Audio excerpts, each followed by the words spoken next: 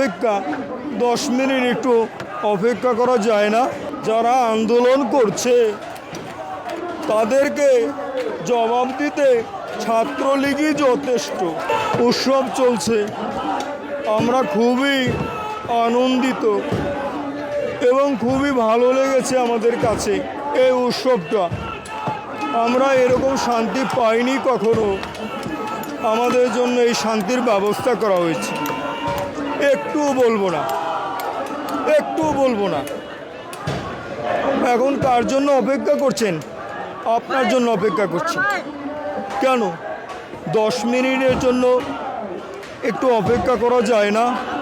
এত দিনের আশা, এত দিনের চাওয়া, এত দিনের অপেক্ষা, 10 মিনিট একটু অপেক্ষা করা যায় না?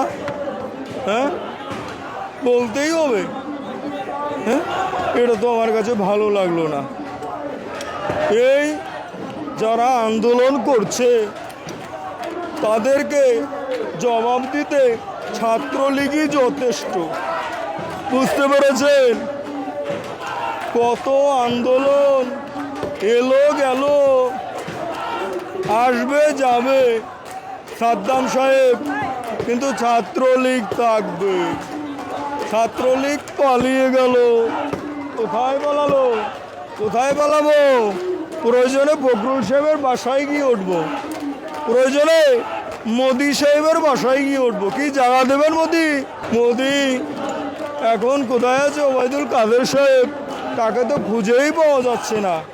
কি আমাদের জায়গা দেবেন? নাইলে মামার বাড়ি আছে না, ওখানে জায়গা দিবেন।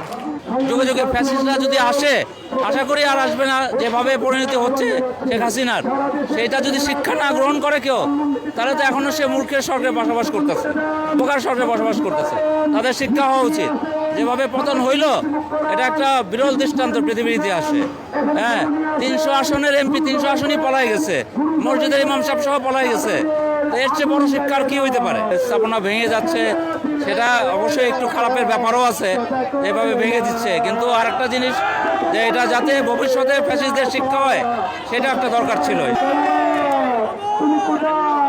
তুমি কি ঠাকুরগাঁয়ের বাসায়? কোথায় আছো?